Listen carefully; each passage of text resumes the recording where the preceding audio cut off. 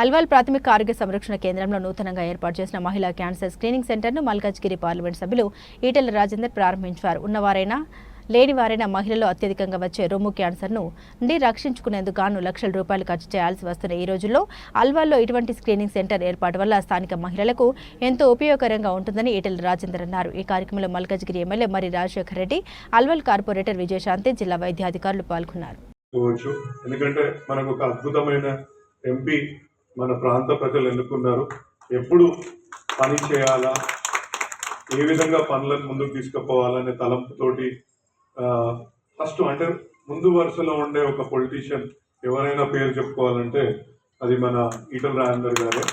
ఎందుకంటే నేను ప్రతి సందర్భంలో చూసిన ఆయనకున్న మానవత్వం, అంటే ఒక ఎంపథెటిక్గా ఒక మనుషులని ఏ విధంగా ప్రేమించాలా, ఏ విధంగా వాళ్ళతోటి మెలగాల, ఏ విధంగా అందరినీ కలుపుకొని ముందుకు తీసుకెళ్లాలా అనే ప్రతి సందర్భంలో అతను మాకు ఒక ఎగ్జాంపుల్. ఒక పొలిటీషియన్ కి ఏ విధంగా బిహేవ్ చేయాలో ప్రజలతోటి కానీ తోటి పొలిటీషియన్లతోటి కానీ అనే దానికి ఒక గొప్ప స్ఫూర్తిదాయకమైన లీడర్షిప్ ఆయన ఇస్తారు. అదేవిధంగా ఇప్పుడు చెప్తుంటే నిజంగా బద్రీనాథ్ గారు, మహతి ఫౌండేషన్ సభ్యులు రమేష్ గారు వాళ్ళు చెప్తుంటే నిజంగా చాలా సంతోషంగా ఉంది. ఇవాళ మన అల్వాల్లో ఆయన ఇంతకుముందు ఇక్కడ ఉంటుండే కాబట్టి సార్ మనకు దాన్ని గుర్తు చేసుకొని ఈ యూపీహెచ్సిలో ఖచ్చితంగా ఇటువంటి కార్యక్రమం మనకు చేస్తే ఈ ప్రాంత ప్రజలు సంబంధం ఉన్నవాడిని కాబట్టి మళ్ళీ ఇంతకుముందు శాంతి చెప్పినట్టుగా నాకు ఈ ప్రాంతంతో కూడా సంబంధం ఉంది కాబట్టి దీంట్లో ఎన్ని బాధలు ఉంటాయో నేను కళ్ళను చూసినండి. ఇవాళ ఆనాడు నేను ఆరోగ్య మంత్రి చెప్పే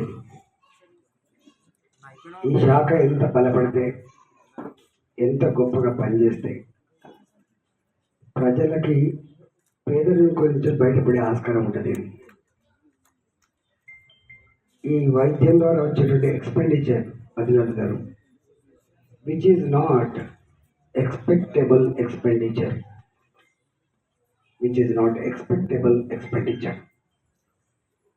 జనరల్గా ఉన్నోళ్ళు పెద్ద ఇల్లు కట్టుకుంటారు, నేను గుడి చేసుకుంటారు, అందిన కాడికి ఉన్నోళ్ళు కొంత గొప్పగా పెళ్లి చేసుకుంటారు, లేని వాళ్ళు చిన్నగా ఖర్చుతో పెళ్లి చేసుకుంటారు.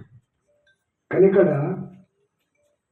ఒక గుడిసెల్లో ఉన్న వాళ్ళ కొడుకు బయటికి పోయి యాక్సిడెంట్ అయితే, హెడ్ ఇంజరీ అయితే నువ్వు గుడిసెల్లో ఉన్నావా పేదరికంలో ఉన్నావు చూడరు.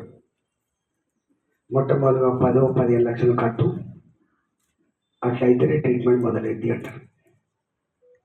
కానీ వాళ్ళ దగ్గర కుదరబెడదామంటే ఇల్లు ఉండదు, అమ్ముకుందామంటే పుస్తకం తాడే ఉంటుంది.